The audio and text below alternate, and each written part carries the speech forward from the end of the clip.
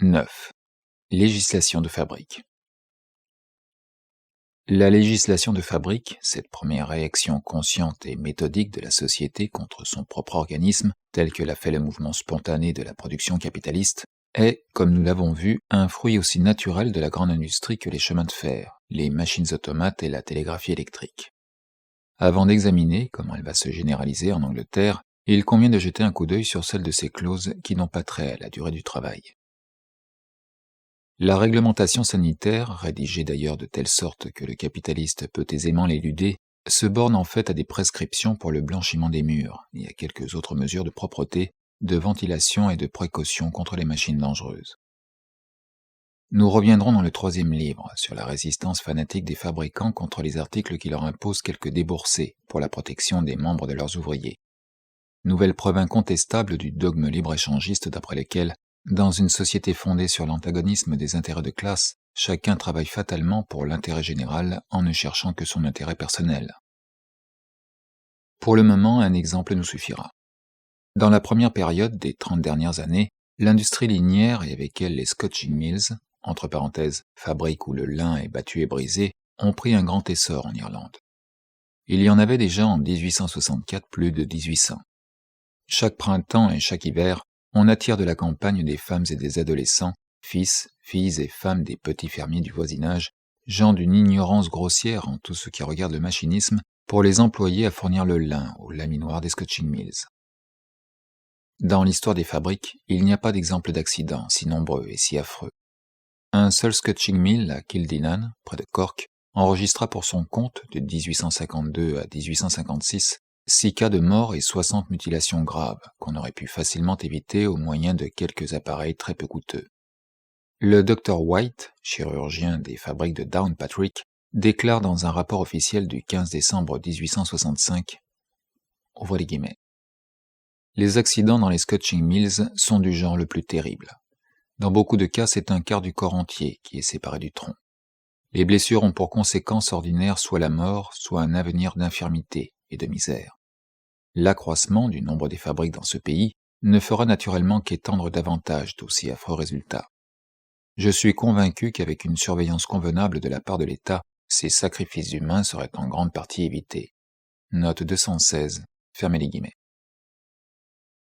Qu'est-ce qui pourrait mieux caractériser le mode de production capitaliste que cette nécessité de lui imposer par des lois coercitives et au nom de l'État les mesures sanitaires les plus simples? Ouvrez les guillemets. La loi de fabrique de 1864 a déjà fait blanchir et assainir plus de 200 poteries où, pendant 20 ans, on s'était consciencieusement abstenu de toute opération de ce genre. Entre parenthèses, voilà l'abstinence du capital. Fermez la parenthèse. Ces établissements entassaient 27 800 ouvriers, exténués de travail la nuit et le jour et condamnés à respirer une atmosphère méphitique, imprégnant de germes, de maladies et de morts, une besogne d'ailleurs relativement inoffensive. Cette loi a multiplié également les moyens de ventilation. Note 217, fermez les guillemets.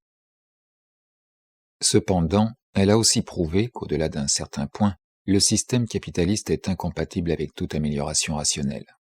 Par exemple, les médecins anglais déclarent d'un commun accord que, dans le cas d'un travail continu, il faut au moins 500 pieds cubes d'air pour chaque personne, et que même cela suffit à peine.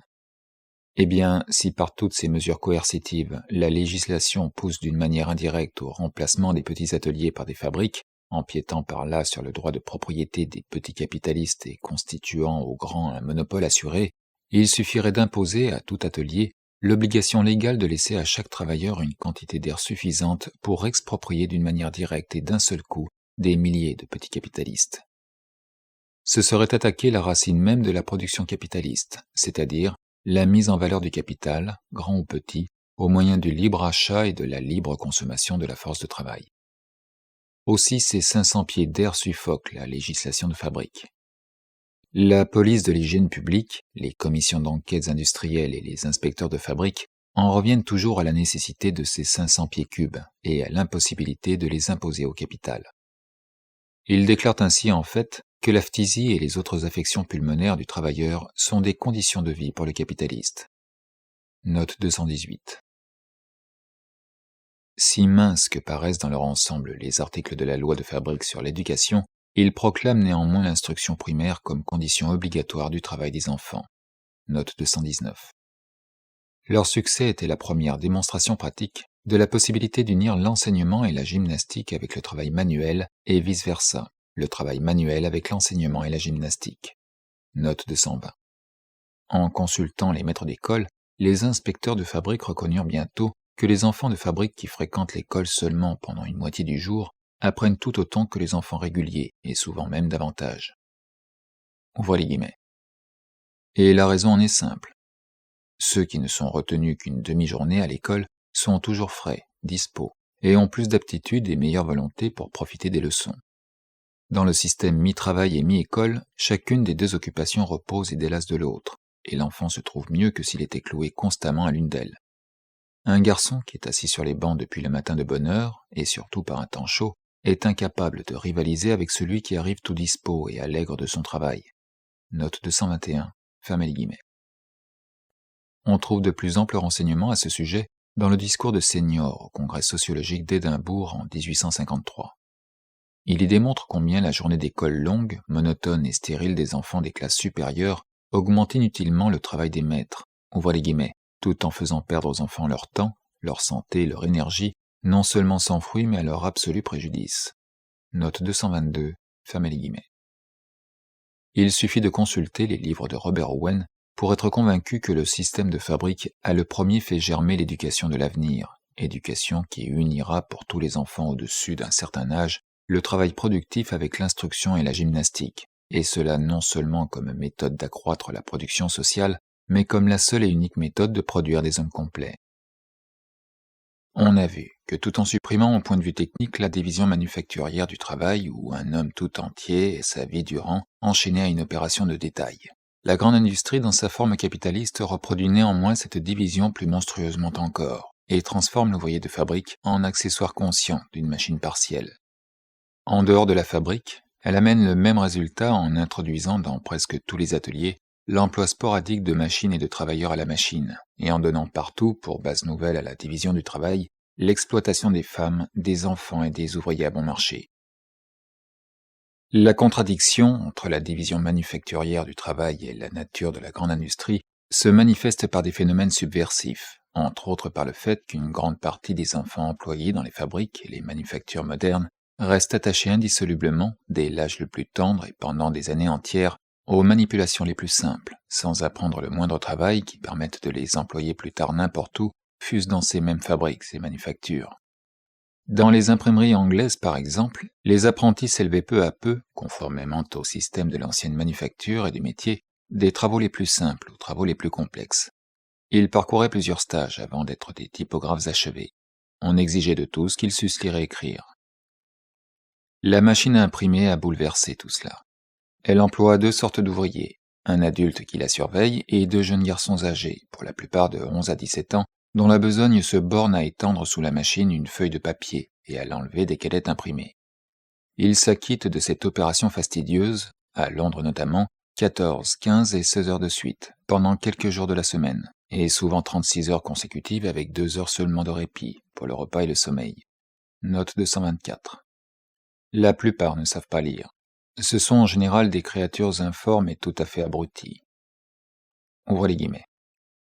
Il n'est besoin d'aucune espèce de culture intellectuelle pour les rendre aptes à leur ouvrage. Ils ont peu d'occasion d'exercer leur habileté et encore moins leur jugement.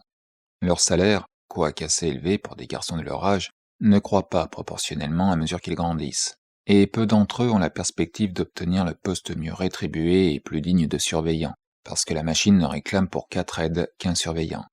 Note 225, fermez les guillemets. Dès qu'ils sont trop âgés pour leurs besognes enfantines, c'est-à-dire vers leur 17e année, on les congédie et ils deviennent autant de recrues du crime. Leur ignorance, leur grossièreté et leur détérioration physique et intellectuelle ont fait échouer les quelques essais tentés pour les occuper ailleurs. Ce qui est vrai de la division manufacturière du travail à l'intérieur de l'atelier l'est également de la division du travail au sein de la société. Tant que le métier et la manufacture forment la base générale de la production sociale, la subordination du travailleur à une profession exclusive et la destruction de la variété originelle de ses aptitudes et de ses occupations, note 226, peuvent être considérées comme des nécessités du développement historique. Sur cette base, chaque industrie s'établit empiriquement, se perfectionne lentement et devient vite stationnaire, après avoir atteint un certain degré de maturité. Ce qui, de temps en temps, provoque des changements, c'est l'importation de marchandises étrangères par le commerce et la transformation successive de l'instrument de travail. Celui-ci aussi, dès qu'il a acquis une forme plus ou moins convenable, se cristallise et se transmet souvent pendant des siècles, d'une génération à l'autre. Un fait des plus caractéristiques, c'est que jusqu'au XVIIIe siècle, les métiers portèrent le nom de mystère. Dans le célèbre livre des métiers d'Étienne Boileau, on trouve entre autres prescriptions celle-ci. Ouvre les guillemets. Tout compagnon, lorsqu'il est reçu dans l'ordre des maîtres, doit prêter serment d'aimer fraternellement ses frères, de les soutenir, chacun dans l'ordre de son métier, c'est-à-dire de ne point divulguer volontairement les secrets du métier. Note 227, fermez les guillemets. En fait, les différentes branches d'industrie, issues spontanément de la division du travail social, formaient les unes vis-à-vis des autres autant d'enclos qu'il était défendu aux profanes de franchir. Elles gardaient avec une jalousie inquiète les secrets de leur routine professionnelle, dont la théorie restait une énigme même pour les initiés. Ce voile, qui dérobait au regard des hommes le fondement matériel de leur vie, la production sociale, commença à être soulevé durant l'époque manufacturière et fut entièrement déchiré à l'avènement de la grande industrie.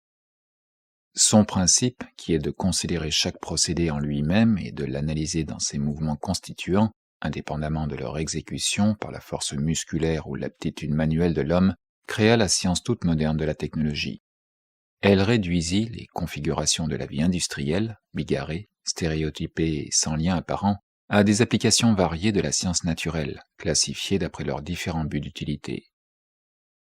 La technologie découvrit aussi le petit nombre de formes fondamentales dans lesquelles, malgré la diversité des instruments employés, tout mouvement productif du corps humain doit s'accomplir, de même que le machinisme le plus compliqué ne cache que le jeu de puissance mécanique simple.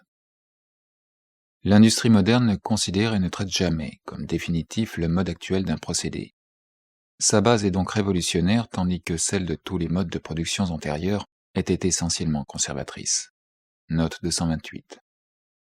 Au moyen de machines, de procédés chimiques et d'autres méthodes, elle bouleverse avec la base technique de la production les fonctions des travailleurs et les combinaisons sociales du travail, dont elle ne cesse de révolutionner la division établie en lançant sans interruption des masses de capitaux et d'ouvriers d'une branche de production dans une autre. Si la nature même de la grande industrie nécessite le changement dans le travail, la fluidité des fonctions, la mobilité universelle du travailleur, elle reproduit d'autre part, sous sa forme capitaliste, l'ancienne division du travail avec ses particularités ossifiées. Nous avons vu que cette contradiction absolue entre les nécessités techniques de la grande industrie et les caractères sociaux qu'elle revêt sous le régime capitaliste finit par détruire toutes les garanties de vie du travailleur, toujours menacé de se voir retirer, avec le moyen de travail, les moyens d'existence, note 229, et d'être rendu lui-même superflu par la suppression de sa fonction parcellaire. Nous savons aussi que cet antagonisme fait naître la monstruosité d'une armée industrielle de réserve, tenue dans la misère afin d'être toujours disponible pour la demande capitaliste, qu'il aboutit aux hécatombes périodiques de la classe ouvrière, à la dilapidation la plus effrénée des forces de travail et au ravage de l'anarchie sociale, qui fait de chaque progrès économique une calamité publique. C'est là le côté négatif.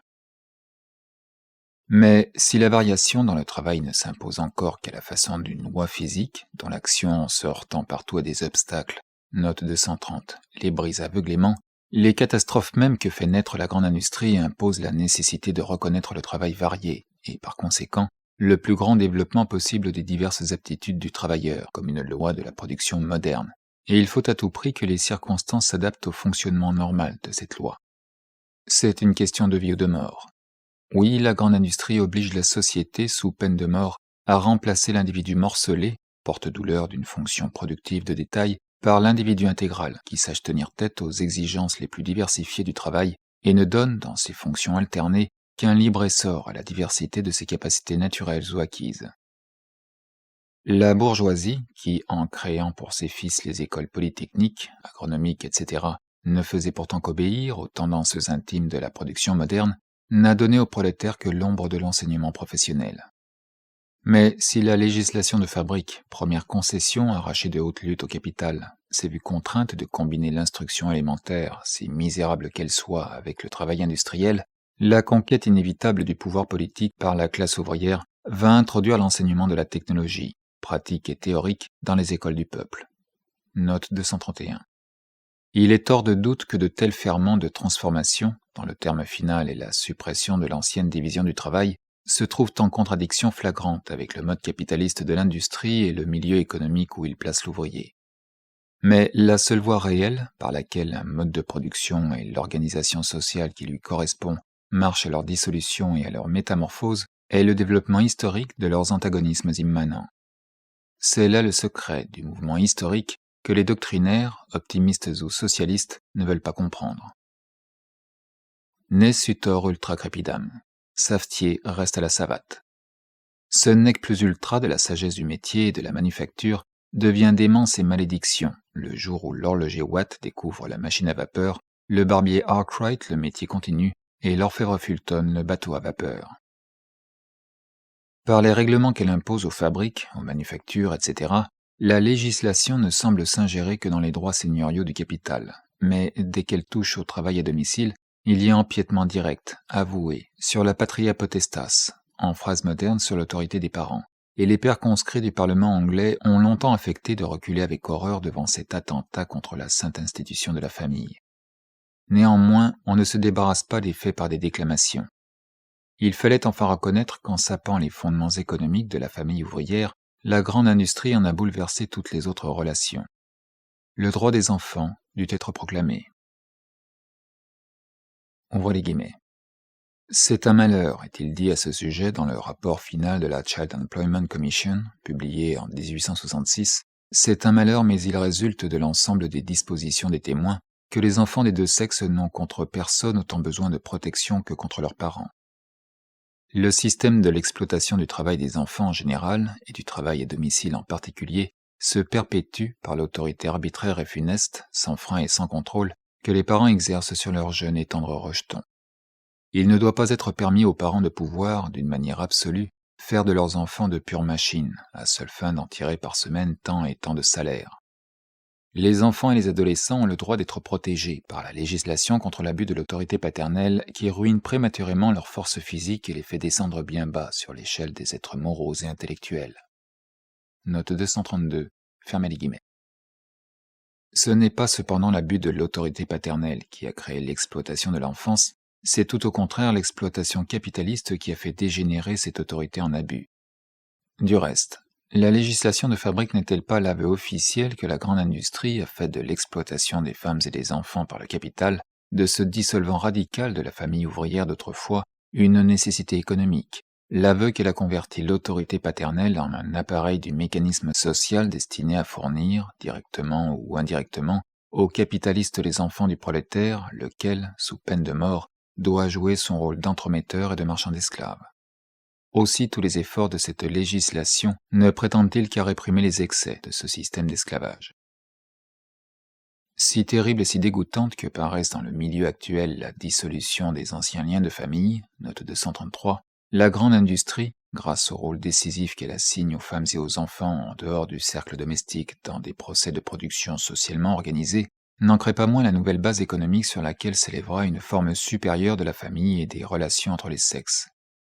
Il est aussi absurde de considérer comme absolu et définitif le mode germano-chrétien de la famille que ces modes orientales, grecs et romains, lesquels forment d'ailleurs entre eux une série progressive. Même la composition du travailleur collectif par individus de deux sexes et de tout âge, cette source de corruption et d'esclavage sous le règne capitaliste, porte en soi les germes d'une nouvelle évolution sociale. Note 234. Dans l'histoire comme dans la nature, la pourriture est le laboratoire de la vie. La nécessité de généraliser la loi de fabrique, de la transformer d'une loi d'exception pour les filatures et les tisseranderies mécaniques en loi de production sociale, s'imposait à l'Angleterre, comme on l'a vu, par la réaction que la grande industrie exerçait sur la manufacture, le métier et le travail à domicile contemporain. Les barrières mêmes que l'exploitation des femmes et des enfants rencontra dans les industries réglementées poussèrent à l'exagérer d'autant plus dans les industries soi-disant libres. Note 235. Enfin, les réglementés, entre guillemets, réclament hautement l'égalité légale dans la concurrence, c'est-à-dire dans le droit d'exploiter le travail. Note 236. Écoutons à ce sujet deux cris partis du cœur. Messieurs William Cooksley, fabricant de clous, de chaînes, etc. à Bristol, avaient adopté volontairement les prescriptions de la loi de fabrique. Ouvrez les guillemets. Mais comme l'ancien système irrégulier se maintient dans les établissements voisins, ils sont exposés au désagrément de voir les jeunes garçons qu'ils emploient attirés ailleurs à une nouvelle besogne après 6 heures du soir. C'est là, s'écrie-t-il naturellement, une injustice à notre égard et de plus une perte pour nous, car cela épuise une partie des forces de notre jeunesse, dont le profit entier nous appartient. Note 237, fermez les guillemets. Monsieur John Simpson, fabricant de boîtes et de sacs de papier à Londres, déclare au commissaire de la Child Employment Commission, ouvre les guillemets, qu'il veut bien signer toute pétition pour l'introduction des lois de fabrique. Dans l'état actuel, après la fermeture de son atelier, il sent du malaise, et son sommeil est troublé par la pensée que d'autres font travailler plus longtemps et lui enlèvent les commandes à sa barbe. Note 238, fermez les guillemets. Ouvrez les guillemets. Ce serait une injustice à l'égard des grands entrepreneurs, dit en se résumant la commission d'enquête, que de soumettre leur fabrique au règlement tandis que dans leur propre parti, la petite industrie n'aurait à subir aucune limitation légale du temps de travail. Les grands fabricants n'auraient pas seulement à souffrir de cette inégalité dans les conditions de la concurrence au sujet des heures de travail, leur personnel de femmes et d'enfants serait en outre détourné à leur préjudice vers les ateliers épargnés par la loi. Enfin, cela pousserait à la multiplication des petits ateliers, qui, presque sans exception, sont les moins favorables à la santé, au confort, à l'éducation et à l'amélioration générale du peuple. Note 239, fermez les guillemets. La Commission propose, dans son rapport final de 1866, de soumettre à la loi de fabrique plus de 1 400 000 enfants, adolescents et femmes, dont la moitié environ est exploitée par la petite industrie et le travail à domicile. Ouvrez les guillemets. Si le Parlement, dit-elle, acceptait notre proposition dans toute son étendue, il est hors de doute qu'une telle législation exercerait l'influence la plus salutaire, non seulement sur les jeunes et les faibles, dont elle s'occupe en premier lieu, mais encore sur la masse bien plus considérable des ouvriers adultes qui tombent directement, entre parenthèses les femmes, et indirectement, entre parenthèses les hommes, dans son cercle d'action. Elle leur imposerait des heures de travail régulières et modérées, les amenant ainsi à économiser et accumuler cette réserve de force physique dont dépend leur prospérité aussi bien que celle du pays. Elle préserverait la génération nouvelle des efforts excessifs dans un âge encore tendre, qui mine leur constitution et entraîne une décadence prématurée. Elle offrirait enfin aux enfants, du moins jusqu'à leur 13e année, une instruction élémentaire qui mettrait fin à cette ignorance incroyable, dont les rapports de la Commission présentent une si fidèle peinture, et qu'on ne peut envisager sans une véritable douleur et un profond sentiment d'humiliation nationale. Note 240, fermez les guillemets. 24 années auparavant, une autre commission d'enquête sur le travail des enfants avait déjà, comme le remarque Senior, ouvre les guillemets, déroulé dans son rapport de 1842 le tableau le plus affreux de la cupidité, de l'égoïsme et de la cruauté des parents et des capitalistes, de la misère, de la dégradation et de la destruction des enfants et des adolescents. On croirait que le rapport décrit des horreurs d'une époque reculée. Ces horreurs durent toujours plus intenses que jamais. Les abus dénoncés en 1842 sont aujourd'hui, octobre 63, en pleine floraison. Le rapport de 1842 fut empilé avec d'autres documents sans qu'on en prît autrement note, et il resta là 20 années entières pendant lesquelles ces enfants écrasés physiquement, intellectuellement et moralement purent devenir les pères de la génération actuelle. Note 241, fermez les guillemets. Les conditions sociales ayant changé, on n'osait plus débouter par une simple fin de non-recevoir les demandes de la commission d'enquête de 1862 comme on l'avait fait avec celle de la commission de 1840. Dès 1864, alors que la nouvelle commission n'avait encore publié que ses premiers rapports, les manufactures d'articles de terre, y inclus les poteries, de tentures, d'allumettes chimiques, de cartouches, de capsules et la coupure de la futaine furent soumis à la législation en vigueur pour les fabriques textiles. Dans le discours de la couronne du 5 février 1867, le ministère Tory d'alors annonça des bills puisés dans les propositions ultérieures de la commission qui avait fini ses travaux en 1866. Le 15 août 1867 fut promulgué le Factory Acts Extension Act, loi pour l'extension des lois de fabrique, et le 21 août, le Workshop Regulation Act, loi pour la régularisation des ateliers, l'une ayant trait à la grande industrie, l'autre à la petite. La première réglemente les hauts fourneaux, les usines à fer et à cuivre, les ateliers de construction, de machines à l'aide de machines, les fabriques de métal, de gutta-percha et de papier, les verreries, les manufactures de tabac, les imprimeries, y inclus celles des journaux, les ateliers de relieurs et enfin tous les établissements industriels sans exception, où 50 individus ou davantage sont simultanément occupés au moins pour une période de 100 jours dans le cours de l'année. Pour donner une idée de l'étendue de la sphère que la loi sur la régularisation des ateliers a embrassée dans son action, nous en citerons les articles suivants. Article 4. Par métier, on entend tout travail manuel exercé comme profession ou dans un but de gain et qui concourt à faire un article quelconque ou une partie d'un article, à le modifier, le réparer, l'orner, lui donner le fini, entre parenthèses finish, ou à l'adapter de toute autre manière pour la vente. Par atelier, workshop, on entend toute espèce de place, soit couverte, soit en plein air, où un métier quelconque est exercé par un enfant, un adolescent ou une femme, et où la personne par laquelle l'enfant, l'adolescent ou la femme est employé a le droit d'accès et de direction. The right of access and control. Par être employé, on entend être occupé dans un métier quelconque, moyennant salaire ou non, sous un patron ou sous un parent. Par parent, on entend tout parent, tuteur ou autre personne ayant sous sa garde ou sous sa direction un enfant ou adolescent. L'article 7 contenant les clauses pénales pour contravention à cette loi soumet à des amendes non seulement le patron, parent ou non, mais encore le parent ou la personne qui tire un bénéfice direct du travail de l'enfant, de l'adolescent ou de la femme et qui l'a sous son contrôle. La loi affectant les grands établissements, le Factory Acts Extension Act, déroge à la loi de fabrique par une foule d'exceptions vicieuses et de lâches compromis avec les entrepreneurs. La loi pour la régularisation des ateliers, misérable dans tous ses détails, resta lettre morte entre les mains des autorités municipales et locales chargées de son exécution. Quand, en 1871, le Parlement leur retira ce pouvoir pour le conférer aux inspecteurs de fabrique, au ressort desquels il joignit ainsi d'un seul coup plus de 100 000 ateliers et 300 briqueteries, on prit en même temps soin de n'ajouter que 8 subalternes à leur corps administratif déjà beaucoup trop faible. Note 242. Ce qui nous frappe donc dans la législation anglaise de 1867, c'est d'un côté la nécessité imposée au Parlement des classes dirigeantes d'adopter en principe des mesures si extraordinaires et sur une si large échelle contre les excès de l'exploitation capitaliste, et de l'autre côté l'hésitation, la répugnance et la mauvaise foi avec lesquelles elle s'y prêta dans la pratique. La commission d'enquête de 1862 proposa aussi une nouvelle réglementation de l'industrie minière, laquelle se distingue des autres industries par ce caractère exceptionnel que les intérêts du propriétaire foncier, landlord, et de l'entrepreneur capitaliste s'y donnent la main. L'antagonisme de ces deux intérêts avait été favorable à la législation de fabrique, et par contre, son absence suffit pour expliquer les lenteurs et les faux fuyants de la législation sur les mines.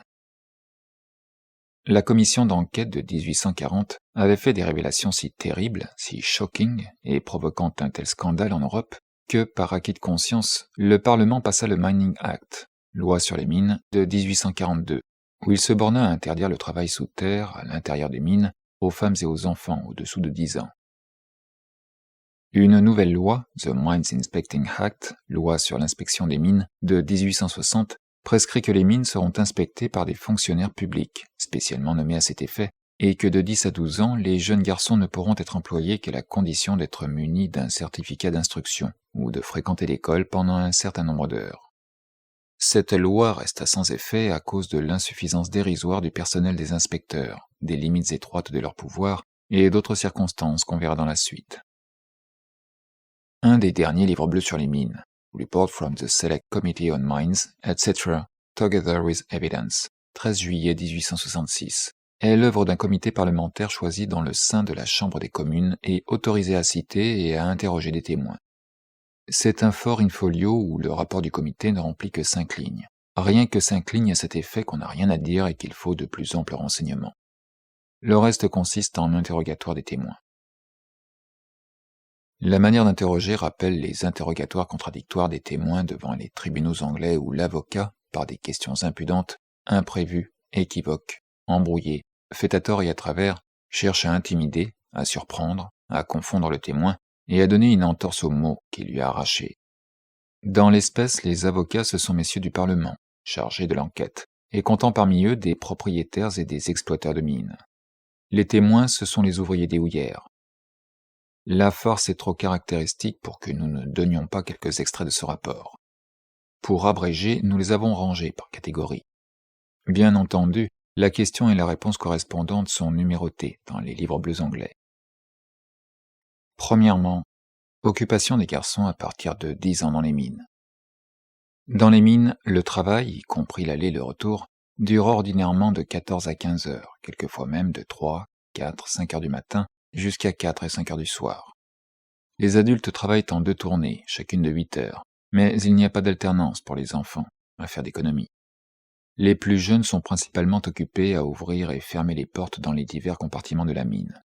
Les plus âgés sont chargés d'une besogne plus rude, du transport du charbon, etc. Les longues heures de travail sous terre durent jusqu'à la 18e ou 22e année. Alors commence le travail des mines proprement dit. Les enfants et les adolescents sont aujourd'hui plus rudement traités et plus exploités qu'à aucune autre période antérieure. Les ouvriers des mines sont presque tous d'accord pour demander du Parlement une loi qui interdise leur genre de travail jusqu'à l'âge de 14 ans. Et voici Vivian Hussey, un exploiteur de mines, qui interroge. Ouvrez les guillemets. Ce désir n'est-il pas subordonné à la plus ou moins grande pauvreté des parents? Ne serait-ce pas une cruauté, là où le père est mort, estropié, etc., d'enlever cette ressource à la famille? Il doit pourtant y avoir une règle générale. Voulez-vous interdire le travail des enfants sous terre jusqu'à 14 ans dans tous les cas? Réponse. Dans tous les cas. Hussey. Si le travail avant 14 ans était interdit dans les mines, les parents n'enverraient-ils pas leurs enfants dans les fabriques? Réponse. Dans la règle, non. Un ouvrier. L'ouverture et la fermeture des portes semblent chose facile. C'est en réalité une besogne des plus fatigantes.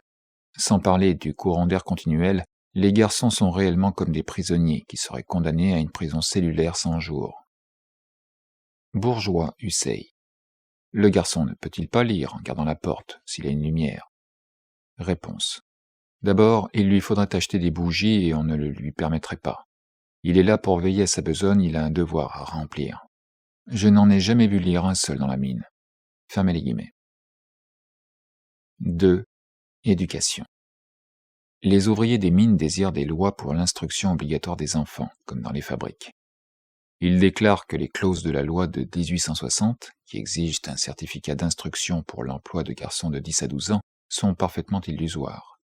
Mais voilà où l'interrogatoire des juges d'instruction capitalistes devient réellement drôle. Ouvrez les guillemets. Question. Contre qui la loi est-elle le plus nécessaire? Contre les entrepreneurs ou contre les parents? Réponse. Contre les deux. Question. Plus contre ceux-ci que contre ceux-là? Réponse. Comment répondre à cela? Question. Les entrepreneurs montrent-ils le désir d'organiser les heures de travail de manière à favoriser la fréquentation de l'école? Réponse. Jamais. Question. Les ouvriers des mines améliorent-ils après coup leur instruction? Réponse. Ils se dégradent généralement et prennent de mauvaises habitudes. Ils s'adonnent au jeu et à la boisson, et se perdent complètement. Question. Pourquoi ne pas envoyer les enfants aux écoles du soir? Réponse. Dans la plupart des districts houillés, il n'en existe aucune. Mais le principal, c'est qu'ils sont tellement épuisés du long excès de travail que leurs yeux se ferment de lassitude. Donc, conclut le bourgeois, vous êtes contre l'éducation? Réponse. Pas le moins du monde, etc. Question. Les exploiteurs des mines, etc., ne sont-ils pas forcés par la loi de 1860 de demander des certificats d'école pour les enfants entre 10 et 12 ans? Réponse. La loi leur donne, c'est vrai, mais ils ne le font pas. D'après vous, cette clause de la loi n'est donc pas généralement exécutée? Réponse. Elle ne l'est pas du tout. Question. Les ouvriers des mines s'intéressent-ils beaucoup à cette question de l'éducation? Réponse. La plus grande partie. Question. Désirent-ils tous ardemment l'application forcée de la loi? Réponse. Presque tous. Question. Pourquoi donc n'emporte-t-il pas de haute lutte cette application? Réponse. Plus d'un ouvrier désirerait refuser un garçon sans certificat d'école. Mais alors c'est un homme signalé. Question. Signalé par qui? Réponse. Par son patron. Question. Vous croyez donc que les patrons persécuteraient quelqu'un parce qu'il aurait obéi à la loi? Réponse. Je crois qu'ils le feraient. Question. Pourquoi les ouvriers ne se refusent-ils pas à employer les garçons qui sont dans ce cas? Réponse. Cela n'est pas laissé à leur choix.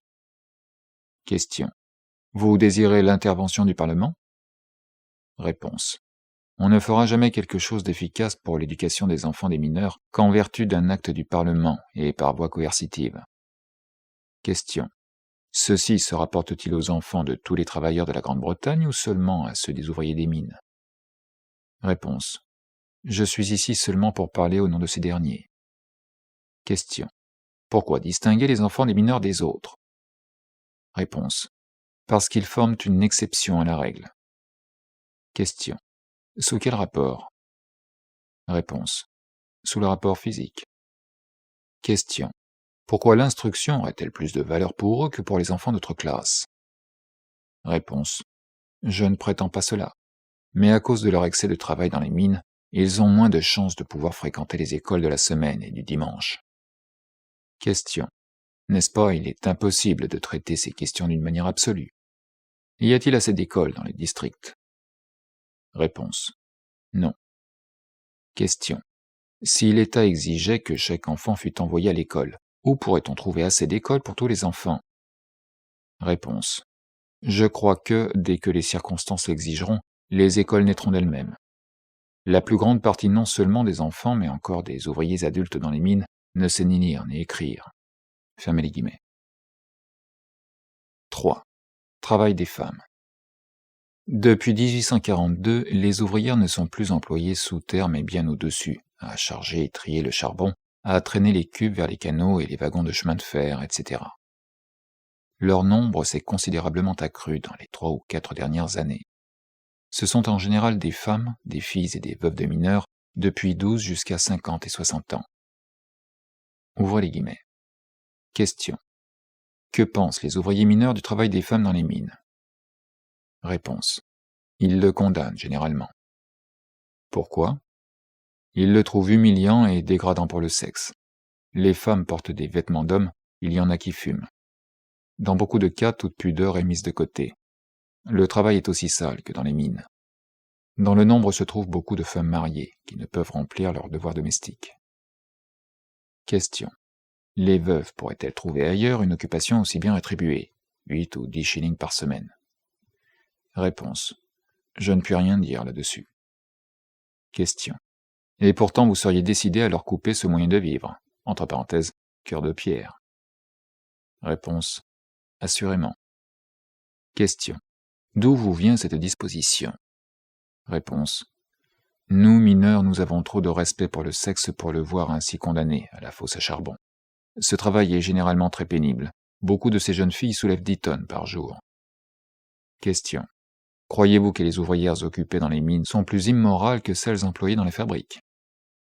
Réponse. Le nombre des mauvaises est plus grand chez nous qu'ailleurs. Question. Mais n'êtes-vous pas non plus satisfait de l'état de la moralité dans les fabriques? Réponse. Non. Question. Voulez-vous donc interdire aussi dans les fabriques le travail des femmes? Réponse. Non, je ne le veux pas. Question. Et pourquoi pas? Réponse. Le travail y est plus honorable et plus convenable pour le sexe féminin. Question. Il est cependant funeste à leur moralité, pensez-vous? Réponse. Mais pas autant, il s'en faut de beaucoup, que le travail dans les mines. Je ne parle pas d'ailleurs seulement au point de vue moral, mais encore au point de vue physique et social. La dégradation sociale des jeunes filles est extrême et lamentable. Quand ces jeunes filles deviennent les femmes des ouvriers mineurs, les hommes souffrent profondément de leur dégradation, et cela les entraîne à quitter leur foyer et à s'adonner à la boisson. Question. Mais n'en est-il pas de même des femmes employées dans les usines? Réponse. Je ne puis rien dire des autres branches d'industrie. Question. Mais quelle différence y a-t-il entre les femmes occupées dans les mines et celles occupées dans les usines. Réponse. Je ne me suis pas occupé de cette question. Question. Pouvez-vous découvrir une différence entre l'une et l'autre classe? Réponse. Je ne me suis assuré de rien à ce sujet, mais je connais par des visites de maison en maison l'état ignominieux des choses dans notre district. Question. N'auriez-vous pas grande envie d'abolir le travail des femmes partout où il est dégradant? Réponse. Bien sûr, les meilleurs sentiments des enfants doivent avoir leur source dans l'éducation maternelle. Question. Mais ceci s'applique également aux travaux agricoles des femmes. Réponse. Il ne dure que 2 saisons. Chez nous, les femmes travaillent pendant les 4 saisons, quelquefois jour et nuit, mouillées jusqu'à la peau. Leur constitution s'affaiblit et leur santé se ruine. Question.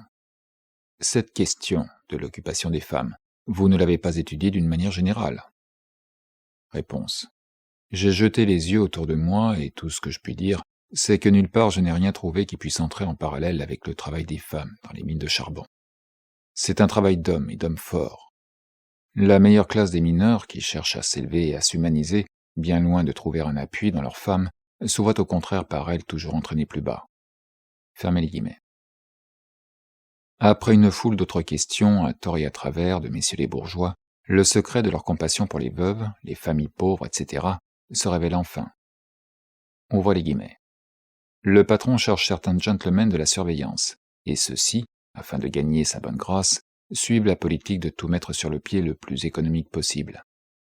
Les jeunes filles occupées n'obtiennent que 1 shilling à 1 shilling 6 pence par jour, tandis qu'il faudrait donner à un homme 2 shillings 6 pence. Fermez les guillemets. 4. Jury pour les morts occasionnées par les accidents dans les mines. Question. Pour ce qui est des enquêtes du coroner dans vos districts, les ouvriers sont-ils satisfaits de la manière dont la justice procède quand des accidents surviennent? Réponse. Non, ils ne le sont point du tout. Question. Pourquoi pas? Réponse. Principalement parce qu'on fait entrer dans le jury des gens qui n'ont pas la moindre notion des mines. On n'appelle jamais les ouvriers, si ce n'est comme témoins. Nous demandons qu'une partie du jury soit composée de mineurs. À présent, le verdict est presque toujours en contradiction avec les dépositions des témoins. Question. Les jurys ne doivent-ils pas être impartiaux? Réponse. Mais pardon, ils devraient l'être. Question. Les travailleurs le seraient-ils? Réponse. Je ne vois pas de motif pour qu'ils ne le fussent pas. Ils jugeraient en connaissance de cause. Question. Mais n'aurait-il pas une tendance à rendre des jugements injustes et trop sévères en faveur des ouvriers et dans leur intérêt? Réponse. Non, je ne le crois pas. Fermez les guillemets. 5. Faux poids et fausses mesures, etc. Les ouvriers demandent à être payés toutes les semaines et non tous les 15 jours. Ils veulent que l'on mesure les cuves au poids, ils réclament contre l'usage de faux poids, etc. Ouvrez les guillemets. Question. Quand la mesure des cuves est grossie frauduleusement, l'ouvrier n'a-t-il pas le droit d'abandonner la mine, après en avoir donné avis 15 jours d'avance? Réponse. Oui, mais s'il va à un autre endroit, il retrouve la même chose. Question. Mais il peut bien quitter la place là où l'injustice est commise. Réponse. Cette injustice règne partout. Question. Mais l'homme peut toujours quitter chaque fois la place après un avertissement de 15 jours. Réponse. Oui. Fermez les guillemets. Après cela, il faut tirer l'échelle. 6. Inspection des mines. Les ouvriers n'ont pas seulement à souffrir des accidents causés par l'explosion des gaz. Ouvrez les guillemets. Nous avons également à nous plaindre de la mauvaise ventilation des houillères. On peut à peine y respirer et on devient incapable de faire n'importe quoi. Maintenant, par exemple, dans la partie de la mine où je travaille, l'air pestilentiel qui y règne a rendu malade beaucoup de personnes qui garderont le lit plusieurs semaines. Les conduits principaux sont assez aérés, mais non pas précisément les endroits où nous travaillons. Si un homme se plaint de la ventilation à un inspecteur, il est congédié et de plus signalé, ce qui lui ôte tout espoir de trouver ailleurs de l'occupation. Le Mining Inspecting Act de 1860 est un simple morceau de papier. L'inspecteur et le nombre de ces messieurs est beaucoup trop petit, fait peut-être en 7 ans une seule visite pour la forme. Notre inspecteur, septuagénaire invalide, surveille plus de 130 mines de charbon. Outre les inspecteurs, il nous faudrait encore des sous-inspecteurs. Question. Le gouvernement doit-il donc entretenir une armée d'inspecteurs suffisante à faire tout sans le secours, sans les informations des ouvriers eux-mêmes? Réponse. Cela est impossible, mais ils devraient venir prendre leurs informations dans les mines mêmes. Question. Ne croyez-vous pas que le résultat de tout cela serait de détourner la responsabilité des propriétaires et exploiteurs de mines sur les fonctionnaires du gouvernement? Réponse. Pas du tout. Leur affaire est d'exiger l'exécution des lois déjà existantes. Question. Quand vous parlez de sous-inspecteurs, avez-vous en vue des gens moins bien rétribués que les inspecteurs actuels et d'un caractère inférieur? Réponse. Je ne les désire pas le moins du monde inférieur, si vous pouvez trouver mieux. Question. Voulez-vous plus d'inspecteurs ou une classe inférieure de gens comme inspecteurs? Réponse. Il nous faut des gens qui circulent dans les mines, des gens qui ne tremblent pas pour leur peau. Question. Si l'on vous donnait, d'après votre désir, des inspecteurs d'espèces différentes, leur manque d'habileté n'engendrerait-il pas quelques dangers, etc. Réponse. Non, c'est l'affaire du gouvernement de mettre en place des sujets capables. Fermez les guillemets. Ce genre d'examen finit par paraître insensé au président même du comité d'enquête. Ouvrez les guillemets. Vous voulez, dit-il en interrompant son compère, des gens pratiques qui visitent les mines eux-mêmes et fassent ensuite un rapport à l'inspecteur, afin que celui-ci puisse alors appliquer sa science supérieure. La ventilation de toutes ces vieilles galeries n'occasionnera-t-elle pas beaucoup de frais? Réponse. Les frais pourraient augmenter, mais bien des vies d'hommes seraient sauvegardées. Fermez les guillemets. Un mineur proteste contre la 17e section de l'acte de 1860. Ouvrez les guillemets. À présent, quand l'inspecteur trouve une partie quelconque de la mine dans un état tel qu'on ne peut travailler, il doit en avertir le propriétaire et le ministre de l'Intérieur. Après quoi, le propriétaire a 20 jours de réflexion. Passé ce sursis de 20 jours, il peut se refuser à toute espèce de changement. Mais s'il fait cela, il doit en écrire au ministre de l'Intérieur et lui proposer 5 ingénieurs des mines parmi lesquels le ministre a à choisir les arbitres. Nous soutenons que dans ce cas, le propriétaire nomme lui-même son juge. Fermez les guillemets. L'examinateur bourgeois, propriétaire de mine lui-même, ouvre les guillemets. Ceci est une objection purement spéculative. Vous avez donc une bien faible idée de la loyauté des ingénieurs des mines. Réponse. Je dis que cela est peu équitable et même injuste. Question. Les ingénieurs ne possèdent-ils pas une sorte de caractère public qui élève leurs décisions au-dessus de la partialité que vous craignez de leur part? Réponse. Je refuse de répondre à toute question sur le caractère personnel de ces gens-là. Je suis convaincu qu'ils agissent partiellement dans beaucoup de cas et qu'on devrait leur ôter cette puissance, là où la vie humaine est en jeu. Fermez les guillemets. Le même bourgeois a l'impudence de dire, ouvrez les guillemets. Croyez-vous donc que les propriétaires de mines n'éprouvent aucune perte dans les explosions? Enfin, ne pouvez-vous pas, vous ouvriers, prendre en main vos propres intérêts, sans faire appel au secours du gouvernement? Réponse. Non. Fermez les guillemets. Il y avait en 1865 dans la Grande-Bretagne 3217 mines de charbon et 12 inspecteurs. Un propriétaire de mine de Yorkshire, entre parenthèses, Times, 26 janvier 1867, calcule lui-même qu'en laissant de côté les travaux de bureau qui absorbent tout leur temps, ces inspecteurs ne pourraient visiter chaque mine qu'une fois tous les 10 ans.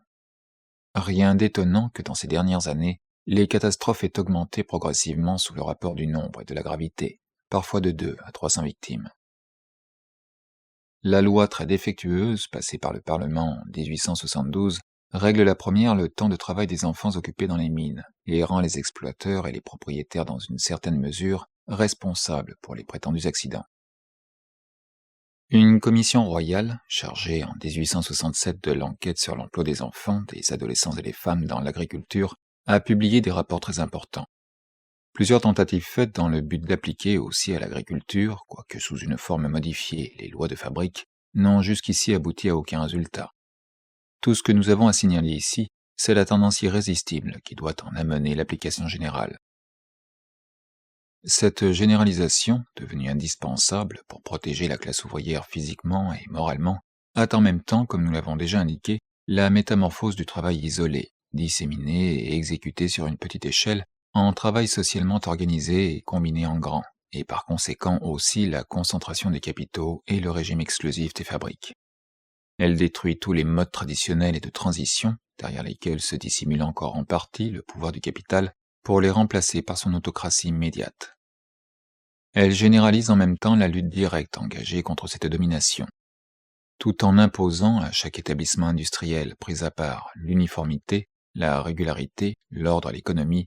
Elle multiplie par les normes impulsions que la limitation et la régularisation de la journée de travail donnent au développement technique, l'anarchie et les crises de la production sociale, exagèrent l'intensité du travail et augmentent la concurrence entre l'ouvrier et la machine.